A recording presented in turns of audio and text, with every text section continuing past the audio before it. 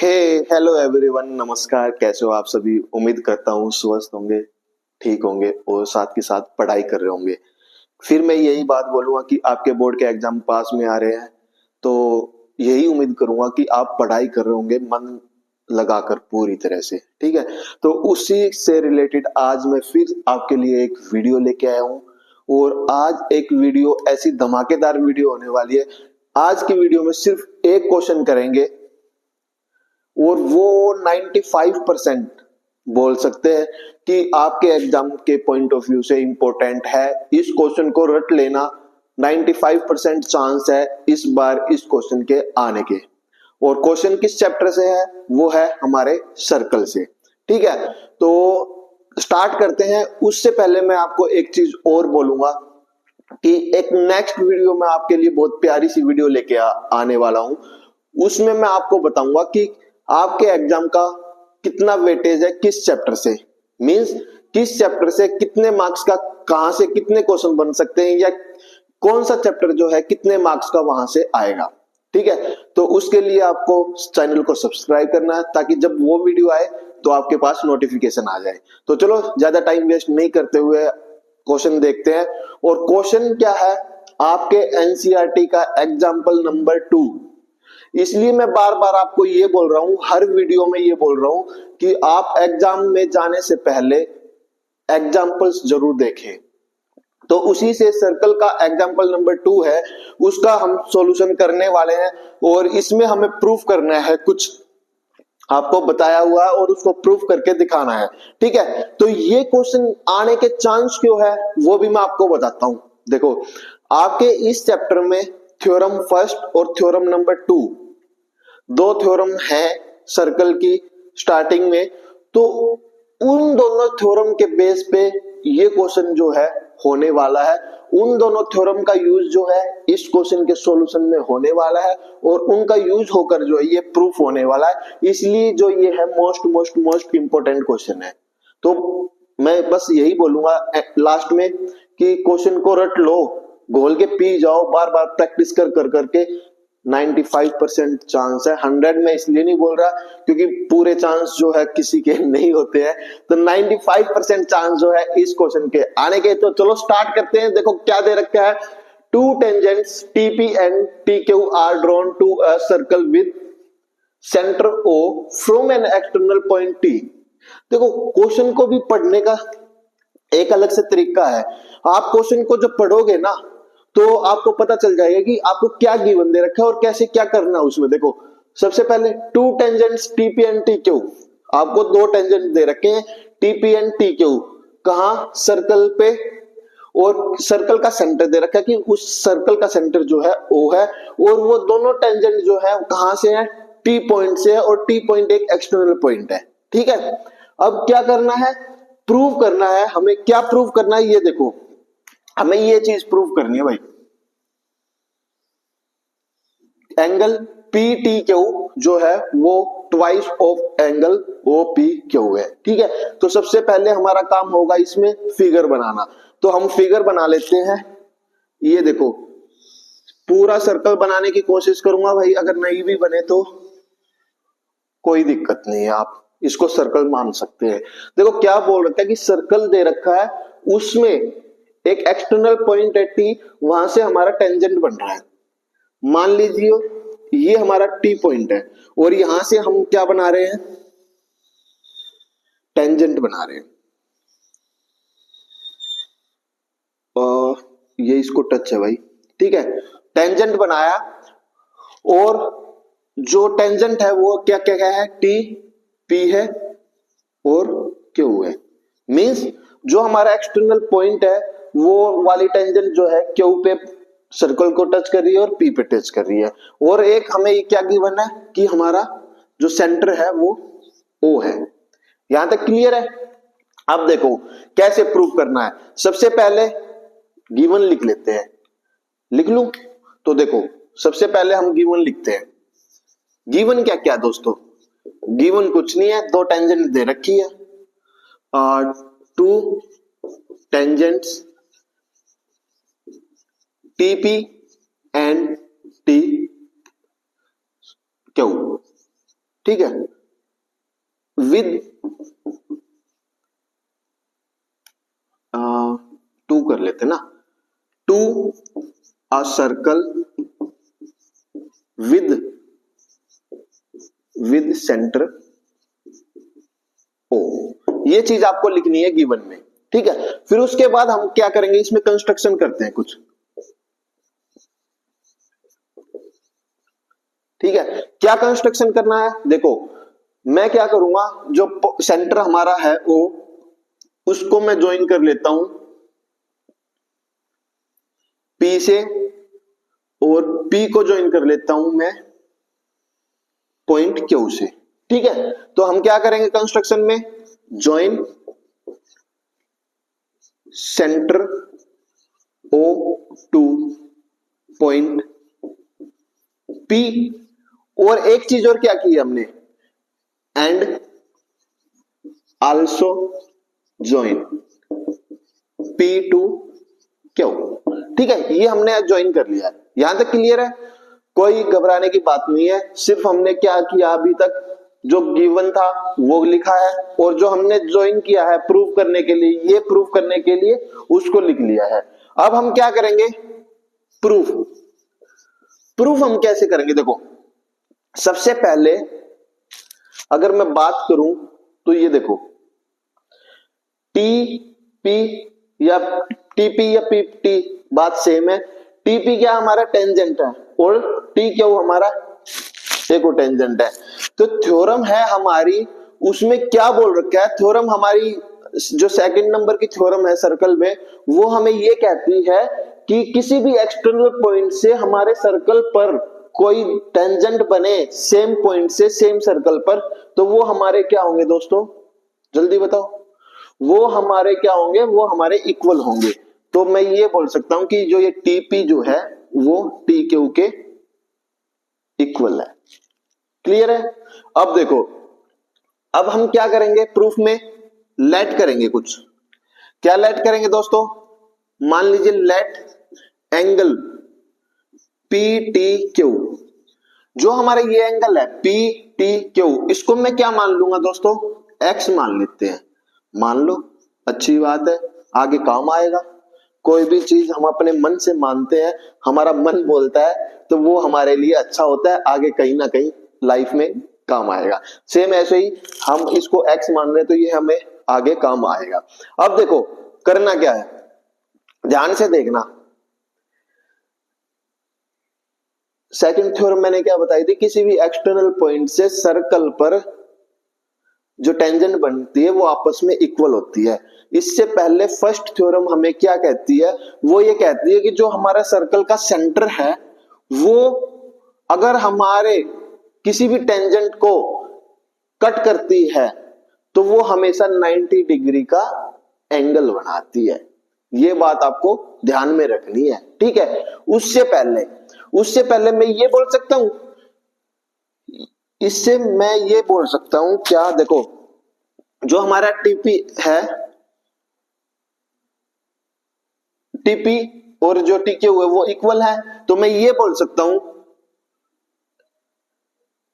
And hair लिख लेते हैं, एंड नहीं, हेयर टीपी जो है, TP equal to T Q है, जो कि हमें गिवन है। क्यों, क्योंकि ये two tangents TANGENT tangents from external point, ठीक है। ये हमें रीजन दे दिया। अब इसके बाद देखो टीपी और टीक्यू इक्वल है, तो मैं ये बोल सकता हूं देयरफॉर जो हमारा ट्रायंगल है PTQ, PTQ जो ट्रायंगल है वो क्या हमारा आइसोसेलेस ट्रायंगल है, ठीक है। अब आइसोसेलेस ट्रायंगल क्या होता है, आपने 9th क्लास में पढ़ा होगा या इस क्लास में भी पढ़ा होगा कि स्केलन ट्रायंगल क्या होता है, आइसोसेलेस ट्रायंगल क्या होता है, या इक्विलेटरल ट्रायंगल क्या होता है, ठीक है। तो अब इस केस में ये देखो, ये और अगर ये आइसोसेलेस ट्रायंगल है तो आपने 9th क्लास में पढ़ा होगा, जब किसी भी ट्रायंगल में दो साइड इक्वल होती है तो उनके अपोजिट एंगल जो है वो आपस में इक्वल होते हैं। पढ़ा ही आपने क्या? फिर से बोल रहा हूं कि आप में एक ट्रायंगल में जब दो साइड इक्वल होती है तो उनके अपोजिट एंगल जो हमेशा इक्वल होते हैं। तो मैं यहां से ये बोल सकता हूं, या ये यहां ड्रॉ नहीं करते हैं, ठीक है, डायरेक्ट लिखते हैं, क्योंकि नहीं तो फिर जो है कॉम्प्लेक्स हो जाएगा हमारा फिगर। तो मैं ये बोल सकता हूं कि देयरफॉर क्या भाई, angle T P Q and और टी क्यू पी जो है वो आपस में इक्वल है, ये बोल सकते हैं। अब यहां से मैं ये भी बोल सकता हूं कि जो है हमारा ओ पी टी एंगल जो है and angle O P T जो है वो हमारा 90 डिग्री है। क्यों है भाई हमारा? बिकॉज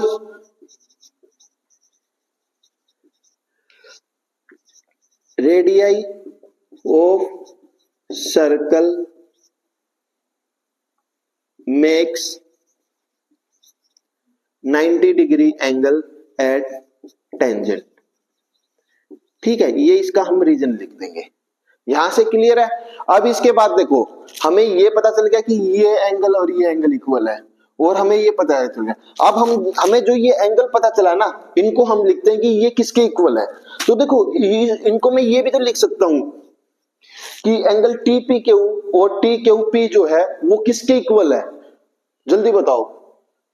ये देखो मैं ये लिख सकता हूं कि टी पी क्यू या फिर टी क्यू पी की वैल्यू मैं ये लिख सकता हूं 1/2 180 माइनस एक्स, और इसको हम सोल्व करेंगे तो ये क्या आएगा 90 माइनस 1/2 एक्स। ये लिख सकते हैं। क्यों लिख सकते हैं ये देखो। अब कहां दिखाऊं? यहां देख लो एक बार। देखो किसी भी ट्रायंगल में आपने प्रॉपर्टी पढ़ी होगी, किसी भी ट्रायंगल में तीनों एंगल का सम जो है वो 180 होता है। तो हम T P T Q triangle की अगर बात करें तो इसमें क्या है, हमारा एंगल पी टी क्यू जो है वो एक्स है, प्लस में टी क्यू पी और टी पी क्यू जो है आपस में इक्वल है, उनको हम क्या मान सकते हैं 2y मान सकते हैं। ठीक है, मान लिया, यहां तक क्लियर है। और इनका सम जो है 180 के इक्वल होता है। तो यहां से 2y की वैल्यू क्या आएगी 180 माइनस एक्स हो जाएगी। यहां से y की वैल्यू क्या आएगी 180 माइनस एक्स बाई 2 हो जाएगी। इनको सोल्व करेंगे तो 90 माइनस 1/2 एक्स हो जाएगी। ठीक है, तो इससे निकल के आया है ये कि 1/2 180 माइनस एक्स, और इसको हम सोल्व करके ये है। ठीक है, अब नेक्स्ट स्टेप हमारा क्या है? अब नेक्स्ट स्टेप हमारा ये है कि हमें क्या प्रूफ करना है। देखो पी टी क्यू नॉर्मल है क्वेश्चन, प्रूफ करना ओ पी क्यू, और ये ओ पी क्यू जो है, ध्यान से देखना, ये ओ पी क्यू जो है ये कैसे आ सकता है। जो ये ओ पी क्यू है ये एंगल कैसे आ सकता है, ये देखो ओ पी टी में से अगर मैं ये वाला एंगल माइनस कर दूं, कौन सा टी पी क्यू, तो आ जाएगा। तो हम लिखेंगे एक बार मैं ये देख लेता हूं कि ये पूरा नीचे दिखाई दे रहा है या नहीं, फिर नहीं तो कंफ्यूजन हो जाए। दिखाई दे रहा तो देखो नीचे ही लिखता हूं मैं कि हम क्या लिखेंगे, एंगल ओ पी क्यू, इसको मैं क्या लिख सकता हूं, इसको मैं लिख सकता हूं O P T, angle O P T minus angle O P T minus क्या लिखेंगे O P T minus T P Q. ठीक है, और मैंने क्या बताया था, फर्स्ट थ्योरम जो थी वो क्या कहती है कि कोई भी जो है रेडियस जो है सेंटर से किसी भी टेंजेंट पे जो है हमेशा 90 डिग्री का एंगल बनाती है, और ये हमने कहीं लिखा है नहीं लिखा तो ये भी लिख लेते हैं क्या कि एक केस हमारा ये भी है कि जो हमारा एंगल जो है ना, कहाँ लिखे, यहां लिख लेते हैं, एंड ये लिख लेना भाई, एंगल जो है ओपीटी जो है ना, ओपीटी वो 90 डिग्री का होता है। ठीक है, या ये लिख रखा है ओपीटी, यहां से हटा ही देते हैं, लिख रखा हमने पहले ही। ठीक है, अब देखो इनकी वैल्यू पुट कर देते हैं, ओपी क्यू, ओपी क्यू ये तो हमें सोल्व ही करना है, तो इसको सेम ऐसे रहने दे देंगे, एंगल ओपी क्यू।